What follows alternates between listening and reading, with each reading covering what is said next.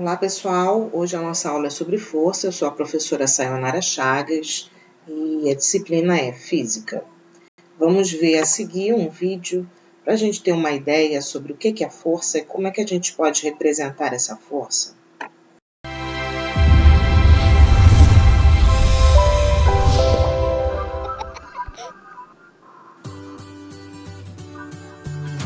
Olá, pequenos cientistas! Eu sou o professor Bill Tyson e juntos vamos conhecer diversas formas de ciência. Quando falamos sobre energia, vimos um pouco sobre movimento e hoje vamos ver sobre um conceito que também lida com o movimento. Estou falando da força. Não é essa força, não. A força que eu me refiro é aquilo capaz de colocar um objeto em movimento. Por exemplo, se um objeto parado passa a se mover, podemos dizer que foi aplicada uma força para que isso tenha acontecido. Vamos ver melhor como ela funciona. A força é uma grandeza vetorial. Isso quer dizer que ela possui 3 fatores. O módulo, que é o quanto de força é aplicada. A direção, que é a reta para onde a força vai. E o sentido, que significa do ponto que a força parte e para onde ela segue. Um exemplo bem simples. Se temos uma bola de futebol e a empurramos, podemos então definir um módulo, que é quanta força eu precisei aplicar para que a bola começasse a se mover. A direção, que é a linha reta que esta bola vai percorrer. E o sentido, para você que está vendo o vídeo, ela foi da esquerda para a direita. Existem vários tipos de força, como a força magnética, força gravitacional e outras. A unidade padrão de medida de força é o Newton, em homenagem ao grande cientista inglês Isaac Newton. Então, empurrar, puxar, levantar, são todos exemplos de força. Por hora é só, pessoal. Nos vemos na próxima! Então, quer me ajudar a alcançar mais pequenos cientistas? Compartilhe este vídeo.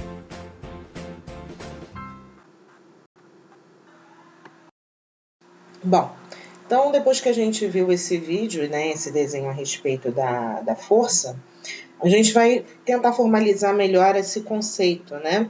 Então, o que vem a ser força para a gente, né? Aí a gente vê na tela que é uma interação entre os corpos.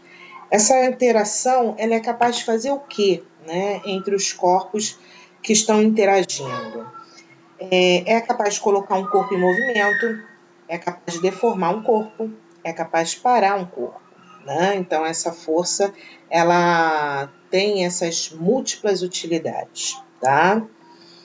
Bom, a gente viu no vídeo que a força é uma grandeza vetorial, ou seja, é um tipo de elemento, né, onde só fica bem caracterizado quando você tem módulo, direção e sentido. Então, não adianta apenas no estudo de força você falar que a força ela tem, vamos supor, 10 newtons. Newtons é a unidade de medida que nós adotamos, tá? Então, além de falar 10 newtons, eu também tenho que dizer em que direção está essa força, eu tenho que dizer em que sentido essa força se aplica. Vamos ver isso um pouquinho melhor?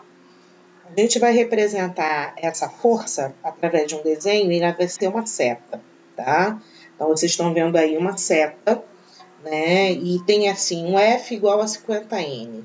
Esse F igual a 50N representa para a gente um módulo, o tamanho, né? A intensidade desse vetor força, tá? Então, essa é a primeira característica desse vetor força, ok? A segunda característica, a direção. Dá para ver que essa seta está inclinada, né?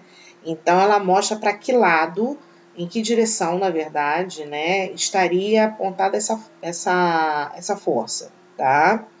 E a gente percebe também um certo sentido. Ela vem lá de baixo, em direção à parte lá de cima, né? Em sentido ao que está lá em cima. Se a gente for usar também os pontos cardeais que a gente aprende lá em geografia, eu posso dizer que ela sai do sudeste em direção a noroeste, tá? E fortalecendo a ideia, no SI, a unidade de medida de força é o Newton, entre parênteses, N maiúsculo, ok? Então, tá aí uma ideia de caracterização, né, a partir de módulo, direção e sentido, dessa seta, que na verdade a gente não fala de seta, a gente chama isso de vetor, tá? E a gente acaba usando também, assim, algumas letras para ajudar a identificar esses vetores. Então, aqui na tela, vou ligar aqui a ponta laser, aqui liguei, né? Aqui na tela, repara que a nossa indicação de vetor é um F e aqui em cima desse F tem uma setinha.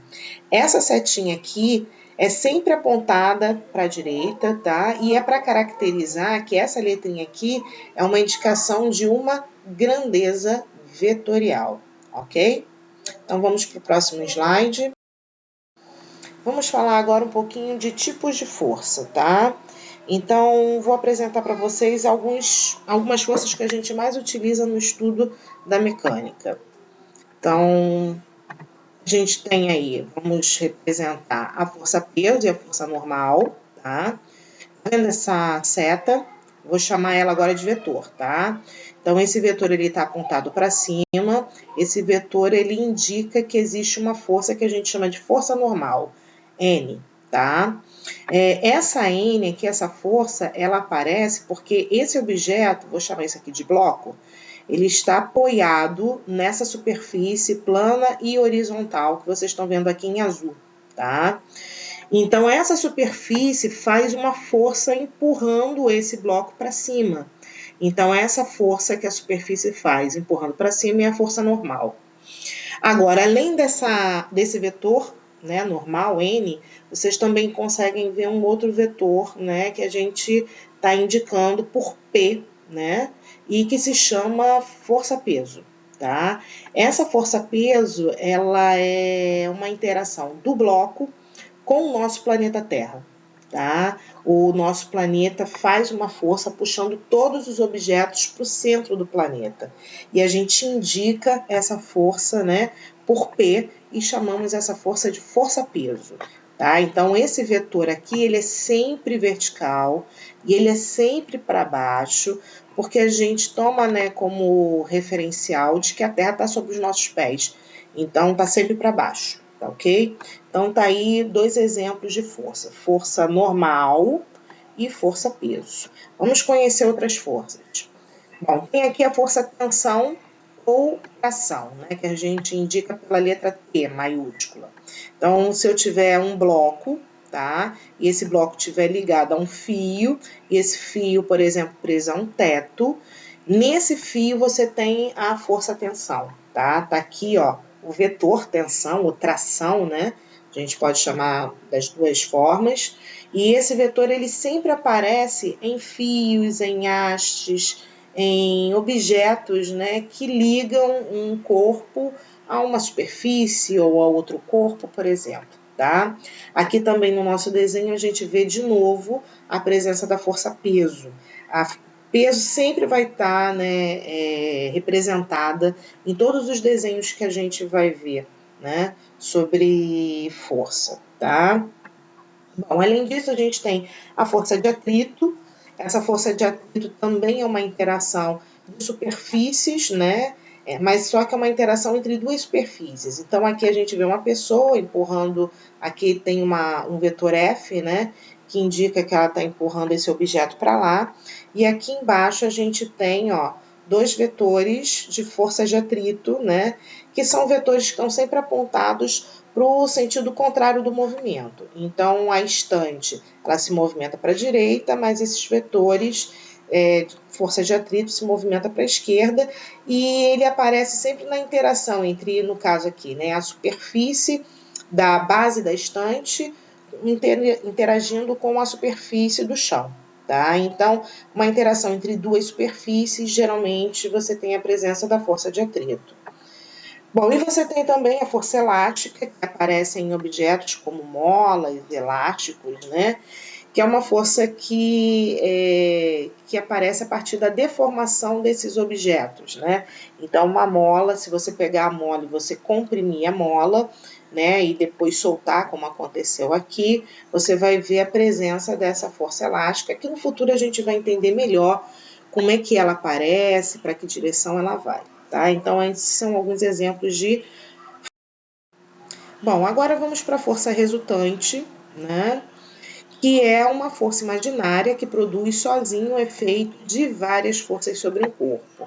Então, essa força resultante indicada por FR é a soma de F1 mais F2 mais F3 mais F4, enfim, mais Fn, né, força enésima, tá? Vamos ver alguns exemplos de como calcular. O que a gente tem que tomar cuidado é que esse tipo de soma aqui é uma soma entre vetores. E a gente não está muito habituado a somar vetores. Na matemática, a gente não vê muito disso, né? Então, a gente vai entender que, dependendo da direção e do sentido desses vetores, as contas de somar podem adquirir, né, outros tipos de operação, tá? Vamos ver aqui dois casos. O caso da letra A, que você tem aqui um bloco com 3 forças, tá? Com essas intensidades aqui. E na letra B, um bloco com as mesmas forças, só que repara que os sentidos, por exemplo, essa F2, ela não tem mais o sentido como ela tinha antes aqui na letra A, né? Aqui está no sentido oposto a F1 e a F3.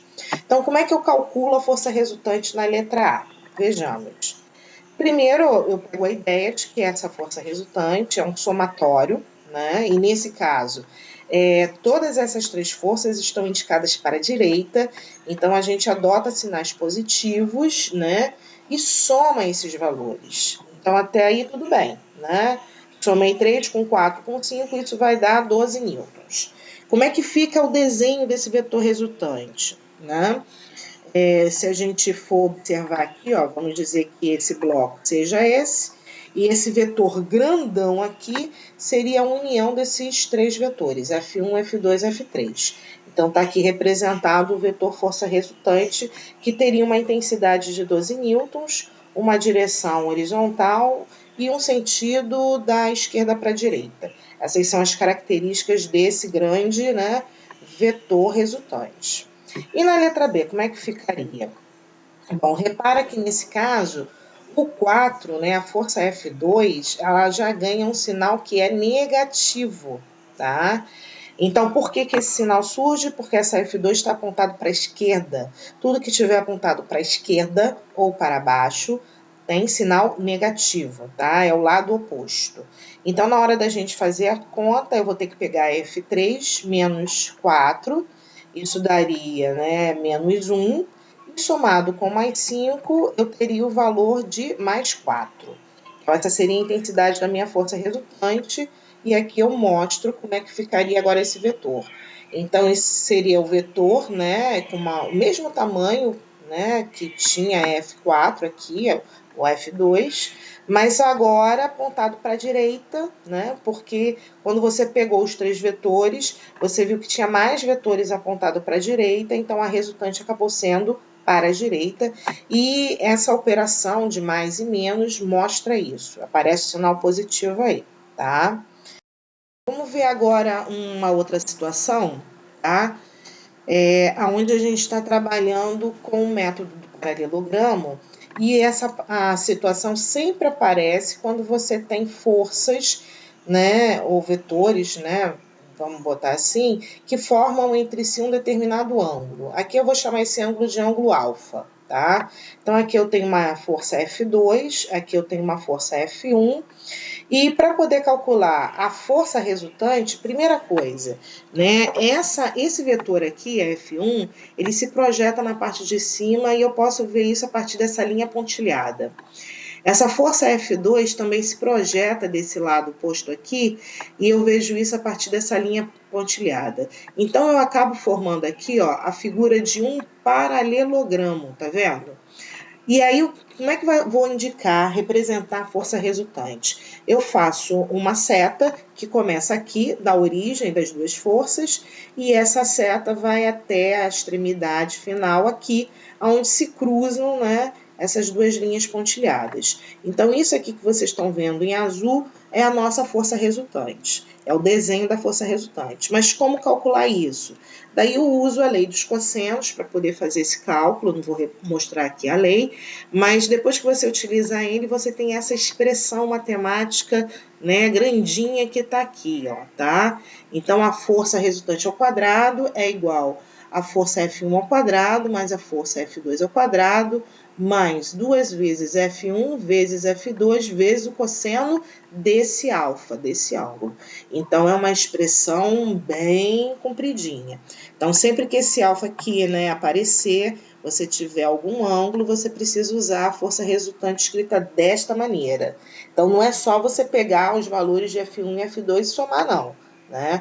Porque agora esse somatório vetorial já adquire uma cara um pouco diferente, com artifícios, né, da geometria que a gente ainda vai conhecer lá na matemática, tá ok? Agora, sempre que você tiver uma situação como essa aqui, ó, que esse ângulo formar um 90 graus, o que acontece? Quando você trabalha com cosseno de 90 graus, na geometria esse valor de cosseno de 90 graus dá zero, tá? Então, essa expressão matemática aqui, ela acaba ficando bem mais simplificada, porque se isso aqui é zero, concorda comigo que 0 vezes F2 vai dar zero, vezes F1 vai dar zero, vezes 2 vai dar zero. Então, toda essa parte aqui, ó, seria eliminada, tá vendo? Toda essa parcela aqui, ela seria retirada. Vou até mostrar aqui, ó, vou acionar aqui um marca-texto. Então, toda essa parte aqui, ó, seria retirada da minha expressão caso você tivesse um alfa de 90 graus, tá? Vou tirar desse marca-texto e agora eu vou mostrar para vocês como é que ficaria, né, a expressão da força resultante depois que você retira, né, essa parcela aqui. Vou voltar com a ponta laser. Então, depois que eu tirei isso daqui, você fica com a expressão bem mais enxuta, né? Eu ainda continuo usando a ideia, o método do paralelogramo, tá? Mas a expressão fica bem mais simples. Vamos ver um caso de, né, uma aplicação desse tipo de questão. Então, qual é o valor, né, da força resultante numa situação como essa? Aqui eu tenho um corpo, aqui em cima desse corpo eu tenho uma F1, que tem 3 newtons, e eu tenho uma F2, cujo valor é de 4 newtons. Então, eu quero saber qual dessas alternativas aqui representa para mim a força resultante. Vou começar fazendo o cálculo dessa força resultante, tá? Então, aqui eu pego a expressão, aquela que a gente viu, né, no slide anterior, faço a substituição, no lugar do F1, coloco 3, porque aqui está lá, ó, o F1 vale 3. No lugar do F2 eu boto 4, tá? Então, ó, vai ficar 3 ao quadrado, vai ficar 4 ao quadrado, e eu vou fazer essas contas aqui, tá? Primeiro vou fazer as potências, então 3 ao quadrado 9, 4 ao quadrado 16, e agora a gente vai somar isso daqui. Repara que, além de somar, apareceu uma raiz. Mas, ao mesmo tempo que apareceu uma raiz, esse 2 que aparecia sempre aqui, ele não aparece mais. É porque houve aqui uma operação inversa. Esse 2 da potenciação, que era um expoente de potência, foi para o outro lado da expressão, se tornando um índice, ele não aparece aqui, né, na raiz quadrada, mas ele é um índice de uma operação de raiz. Então, você tem a raiz quadrada de 25, que vai ser 5, né? Porque 5 vezes 5 dá 25. E agora, como é que eu construo esse desenho, né? Porque pode ser essa opção, essa daqui, essa daqui. Então, como é que seria? Eu teria aqui, ó, a F1, estou representando aqui, né?